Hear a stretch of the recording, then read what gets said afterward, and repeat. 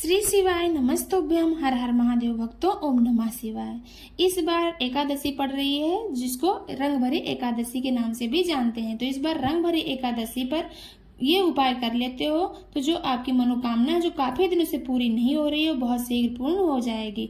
पंडित जी गुरुजी पूज्य प्रदीप मिश्रा जी ने बताया है कि अगर आप ये उपाय करने के बारे में सोच ही लेते हो कि मैं इस बार रंग भरी एकादशी पर ये उपाय करूंगा या करूंगी, तो सोचने से ही आपके काम बनने स्टार्ट हो जाते हैं, शुरू हो जाते हैं।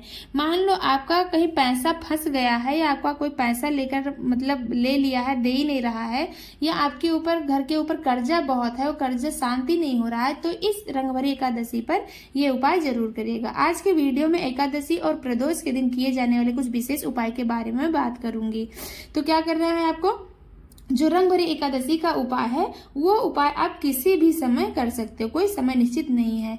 इस एकादशी को करिए या किसी भी एकादशी पर उपाय ये कर सकते हो। तो क्या करना है आपको, ये उपाय कैसे करना, किस लिए करना है ये उपाय, मतलब जैसे आपका कोई पैसा ले लिया है, कहीं फंस गया है, उसके लिए ये उपाय आपको करना है। कर्जा से मुक्ति पाने के लिए, धन संपत्ति वृद्धि के लिए ये विशेष उपाय हैं। तो क्या करना है, सबसे पहले आपको लेना है शुद्ध 1 लोटा जल। 1 लोटा जल जो आप ले रहे हो वो अपने घर का ही होना चाहिए। उसके बाद उसमें डालना है कुछ बूंदे गंगा जल की, कुछ बूंदे गंगा जल की डाल लीजिए। उसके बाद उसमें आपको डालना है 7 बेलपत्र। 7 बेलपत्र आपको डाल लेना है। जब बेलपत्र आप डालें तो ध्यान रखना उसके डंडी जो होते हैं वो थोड़ा सा तोड़ देना, डूंठ उसका निकाल देना है। उसके बाद आपको उस जल को लेकर जाना है सबसे पहले नंदीश्वर महादेव, जो नंदी बाबा सामने बैठे होते हैं शिवलिंग के सामने, नंदीश्वर बाबा का जो उठा हुआ पैर होता है, उस उठे हुए पैर पर पूरा का पूरा जल समर्पित करना है। जल समर्पित करते समय आपको उस बात का विशेष ध्यान रखना है, मान लो आपका कहीं पैसा फंसा हुआ है, जो व्यक्ति ले गया है उसका नाम और गोत्र बोलकर आपको पूरा जल नंदीश्वर बाबा के उठे हुए पैर पर समर्पित कर देना है। उसके बाद जो बचा हुआ बेलपत्र है उसको लेकर आना है आपको, एक एक करके श्री शिवाय नमस्तुभ्यम बोलते हुए, जहां आपका पैसा फंस गया है, अटक गया है, जो व्यक्ति से जिससे कर्जा लिए हो उसका नाम और गोत्र बोलकर पूरा बेलपत्र एक एक करके श्री शिवाय नमस्तुभ्यम बोलते हुए शिवलिंग के ऊपर समर्पित कर दीजिए। तो ये एकादशी के कुछ विशेष उपाय है जो कि पंडित जी गुरुजी पूज्य प्रदीप मिश्रा जी द्वारा बताया गया है। तो ये रंग भरी एकादशी पर जरूर करिएगा। अगर इस एकादशी पर नहीं कर पाते हो तो अगले एकादशी पर ये विशेष उपाय जरूर करिएगा, कर्जा से मुक्ति पाने के लिए, धन संपत्ति वृद्धि के लिए। अगला उपाय जो कि आपको प्रदोष के दिन करना है, इस बार का प्रदोष पड़ रहा है 22 मार्च को। जी हाँ दोस्तों, 22 मार्च को प्रदोष के दिन ये उपाय आप कर सकते हो। प्रदोष के दिन भी और शिवरात्रि के दिन ये उपाय आप कर लेते हो तो जो भी आपकी मनोकामना होगी, जो काफी दिनों से पूरी नहीं हो रही है, बहुत शीघ्र पूर्ण हो जाएगी। ये उपाय आपको आशुतोष महादेव का नाम लेकर ये उपाय आपको करना है। आशुतोष महादेव का नाम लेकर जो ये उपाय कर लेते हैं, उनकी जो भी मनोकामना होगी बहुत शीघ्र ही बाबा पूर्ण कर देते हैं। और जिसने जिसने ये उपाय किया है उनकी मनोकामना बाबा बहुत शीघ्र पूर्ण किए हैं।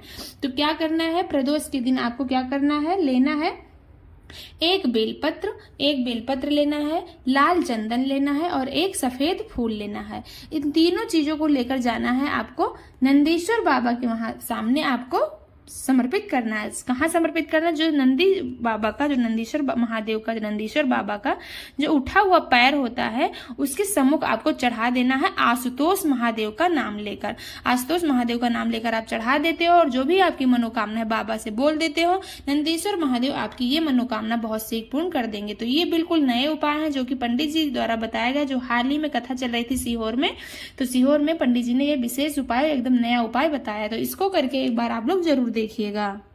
अगला उपाय जो कि आपको कांता चक्र का नाम लेकर ये उपाय करना है। कौन सा चक्र, कांता चक्र का नाम लेकर ये विशेष उपाय करना है, जो कि पंडित जी एकदम नया उपाय बताया है। तो क्या करना है, इस उपाय को करने के लिए आपको क्या कर लेना है, एक बेलपत्र, एक समी पत्र, एक सफेद फूल और एक लाल फूल गुलाब का होना चाहिए। इन चारों चीजों को आपको अपने सीधे हाथ की हथेली में लेकर माता अशोक सुंदरी की जगह पर, जो माता अशोक सुंदरी की जगह स्थान है, उस जगह पर आपको कांता चक्र का स्मरण करते हुए, और जो भी आपकी मनोकामना मंगल विवाह को लेकर है, या नौकरी को लेकर है, या कोई पैसों से जुड़ी हुई कोई भी समस्या है, रोगों से मुक्ति पाने के लिए कोई भी उपाय है, कोई भी मनोकामना जो काफी दिनों से पूरी नहीं हो, वो सोचकर और कांता चक्र का नाम स्मरण करते हुए माता अशोक सुंदरी की जगह पर आपको समर्पित कर देना है, अपनी मनोकामना बोल देना है और अपने घर चले आना है। तो ये विशेष उपाय है कांता चक्र का नाम लेकर इन 4 सामग्रियों से प्रदोष के दिन या शिवरात्रि के दिन या सोमवार के दिन ये विशेष उपाय जरूर करिएगा।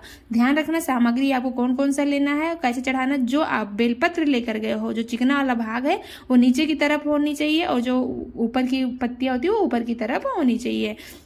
उसके बाद आपको फूल चढ़ा देना है, सफेद फूल, लाल फूल और समी पत्र, और अपनी मनोकामना बोल देना है। तो ये विशेष उपाय जरूर करिएगा कांता चक्र का स्मरण करते हुए।